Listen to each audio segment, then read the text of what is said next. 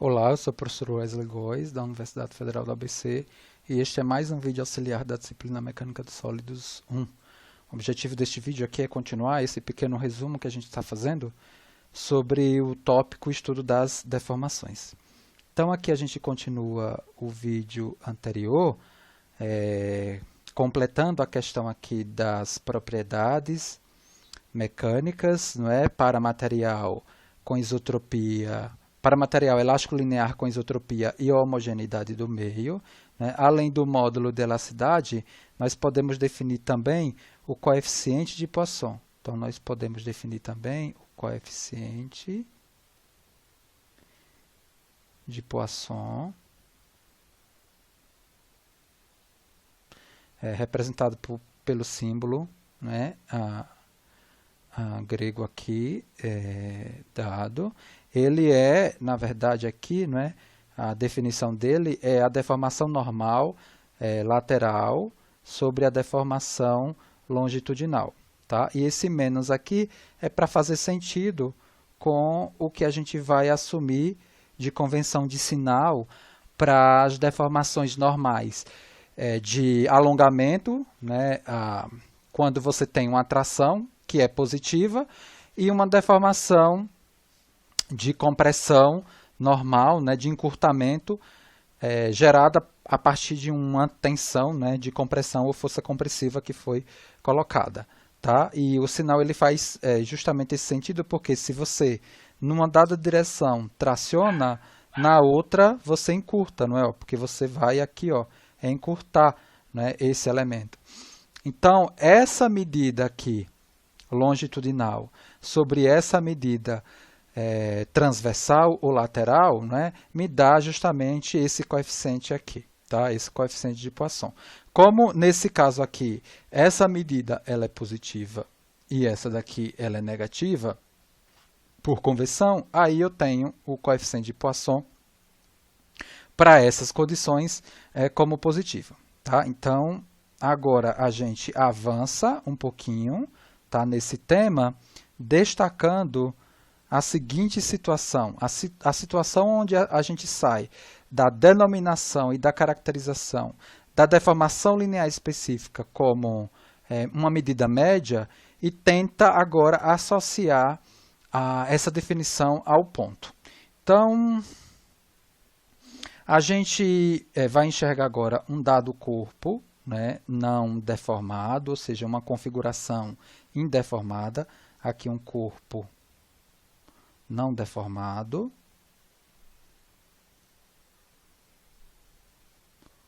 Um corpo não deformado. E nesse corpo não deformado, a gente vai pegar aqui, ó, uma direção qualquer N e dois pontos nessa direção aqui N qualquer, A, B, e a gente tem entre os pontos A e B um comprimento, né, ΔS aqui definido. Quando a gente aplica um carregamento nesse corpo, tá, esse corpo ele muda de forma e de volume, e quem vai quantificar, na verdade, as mudanças de volume é justamente o que a gente já denominou de deformação linear específica, que a gente já viu como medida média.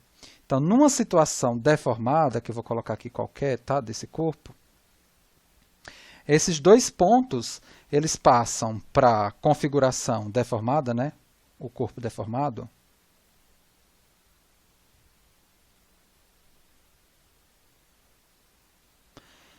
Esses dois pontos, eles passam, por exemplo, para uma outra situação aqui, A' e B', e esse comprimento aqui, né, ele tem uma outra medida que é o ΔS', que é o comprimento final, né, desse comprimento original aqui na situação do corpo não deformado. Então, a medida de deformação linear específica no ponto, ao invés da medida média que a gente tinha apresentado, é dado por essa expressão aqui, é o limite, né, quando B tende a A, né, ao longo de N, da razão, né, aqui, ó, da razão, entre o comprimento final, o comprimento original sobre o comprimento original. Ao invés de eu pegar essa medida média, eu associo aqui, agora, esse operador aqui, que é o operador limite. Quando B tende a A, ao longo desse comprimento aqui, na configuração não deformada, né,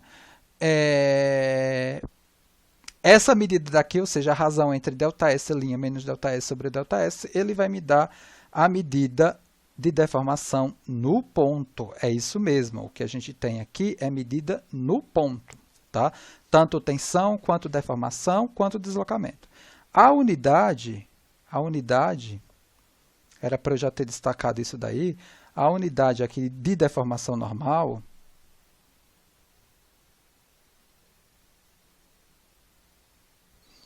se você observar, é uma quantidade adimensional, né? É uma quantidade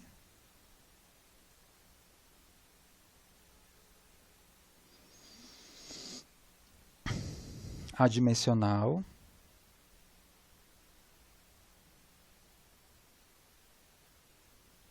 ou seja, o que eu tenho é medida de comprimento sobre medida de comprimento, tá? E uma medida muito pequena, a gente vai ver, né, que na maioria das vezes, quando a gente vai tomar decisão de engenharia, a gente toma em termos do parâmetro tensão, não do parâmetro deformação.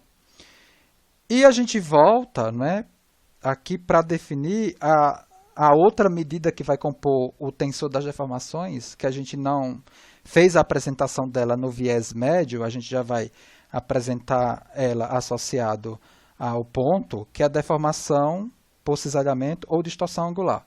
Deformação por cisalhamento,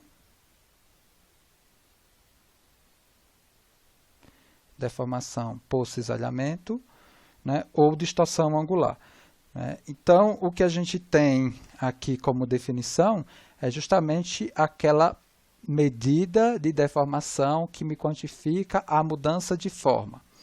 Então, vamos lá. Ó. A mudança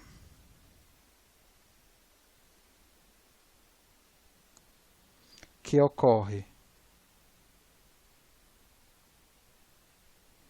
no ângulo reto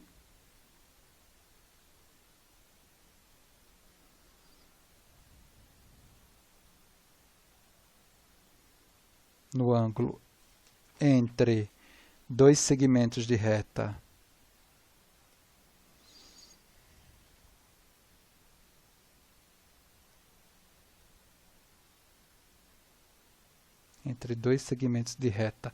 que originalmente são perpendiculares, né?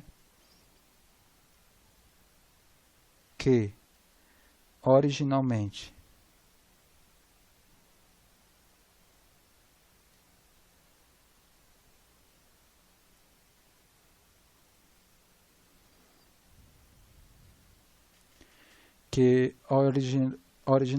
eram perpendiculares,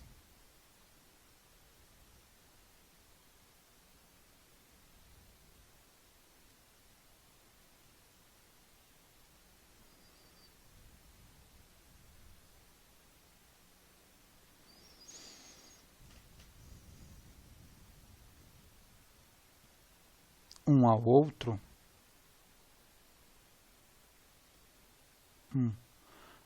outro, é denominada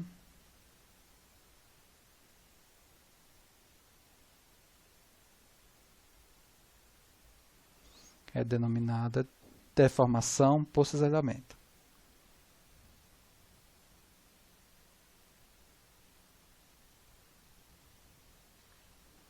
Deformação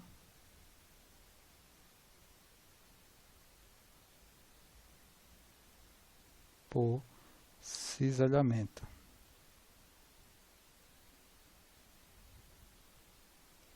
Então vamos lá. Então a gente vai pegar aqui. Vamos pegar aqui duas configurações, tá? Duas configurações, uma não deformada, né, como no caso anterior. Eu tenho uma configuração, né, corpo antes da aplicação dos carregamentos, né, corpo não deformado. corpo não deformado. Nesse corpo não deformado, eu vou pegar duas direções aqui, ó, originalmente perpendiculares entre si, tá? Duas direções, uma N e outra T, originalmente de ângulo reto, tá? Vou definir aqui 3 pontos, um A, um B e um C aqui, por exemplo. E depois de eu aplicar carregamento aqui nesse corpo, como ele é deformável, ele se deforma, ou seja, muda de forma e muda de volume, e esses 3 pontos eles passam para essa configuração aqui, deformada, corpo deformado. Corpo deformado. Esse corpo deformado, ele passa agora para essa condição, a linha, C', B', e esse ângulo que era originalmente reto, ele passa a ter uma denominação de θ', e a distorção angular, né, é representada justamente por esse símbolo aqui, o gama, medido em radianos, tá? Ele justamente vai me quantificar essa mudança de forma no meu sólido. E eu consigo quantificar, né, no ponto essa medida a partir desse limite aqui, ó. Ou seja, isso daqui, né, é o limite, né, de B tendendo a ao longo de N,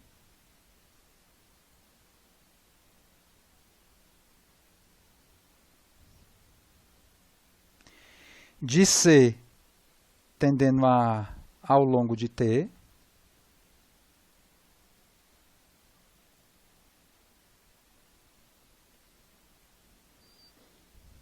dessa diferença daqui, né? Esse limite, né, ele está aplicado a essa diferença daqui, né, de π sobre 2 menos o θ'. Tá? Então, essa medida daqui de distorção angular, ela é dada por essa diferença, né, do ângulo, né, originalmente reto, né, ou seja, ele valia 90 graus, ele passa para um valor θ'. Então, π sobre 2 menos θ', ele me dá essa medida daí. E aí a gente já consegue, a partir dessa diferença aqui, ou seja, se esse θ' ele for maior que π sobre 2, eu tenho, na verdade, uma distorção angular negativa, não é? E se eu tiver um θ' menor que π sobre 2, isso implica que a distorção angular ela é positiva. Perfeito? No nosso estudo aqui das deformações, a gente vai assumir, né, no nosso curso, antes da gente passar para o próximo tópico, que vai ser, né, na verdade, apresentado em um próximo vídeo, a gente vai considerar que todo o nosso estudo no âmbito da análise de pequenas deformações,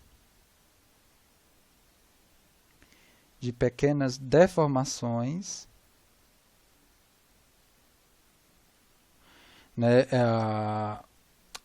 pequenas deformações, na verdade, tanto lineares quanto angulares, né, ou seja, deformação linear específica, isso e isso, tá? Então, quando a gente pensa, né, em pequenas deformações associadas a esses dois parâmetros e pequenos deslocamentos.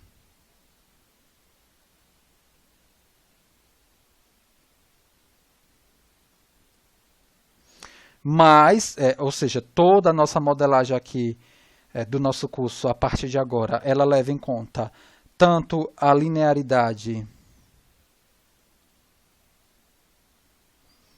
física, né, do problema, ou seja, a relação, no caso, tensão-deformação, ela é dada por uma lei linear, como a gente mostrou no caso aqui unidimensional, no caso 1D, né, ou seja, a relação entre tensão e deformação, ela se dá por meio de uma lei linear, e ainda a condição de linearidade geométrica, tá? A linearidade física mais a linearidade geométrica,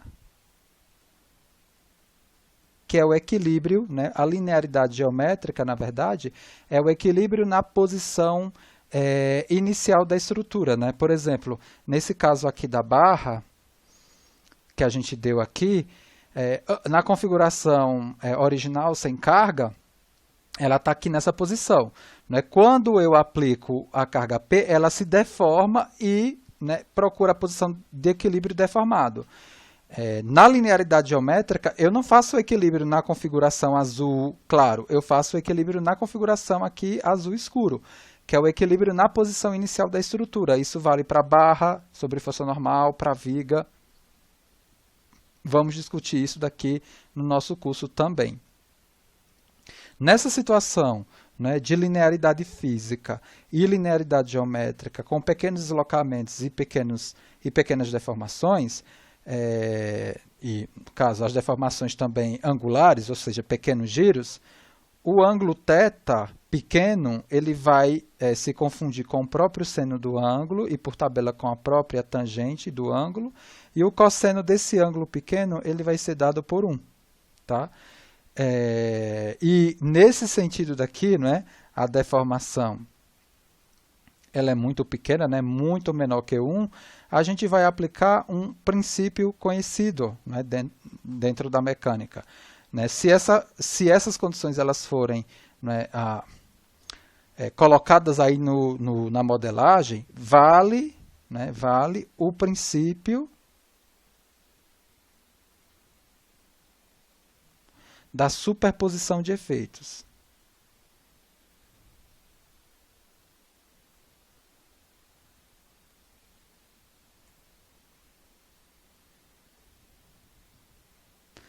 Princípio da superposição de efeitos. O que é que isso aqui quer dizer? Olha, se eu, por exemplo, né, tenho essa situação e tiver um problema desse tipo aqui, ó, P1, carga P1 mais carga P2, né, aí a gente tem uma dimensão aqui da minha viga qualquer. E tem as distâncias aí da minha carga em relação as minhas referências aí, L1 e aqui L2, eu posso calcular, né, toda a mecânica desse problema, né, por meio da superposição, ou seja, eu posso calcular toda a mecânica, seja reação de apoio, esforços internos, a partir da superposição, por exemplo, desse problema daqui, com a carga P1 aplicada, né, no mesmo L1, mais o mesmo problema com a carga P2 aplicada aqui na distância L2. Na distância L2. Tá? Então, esse princípio é um princípio super interessante, aplicado no nosso curso, quando essa condição aqui, né, for válida.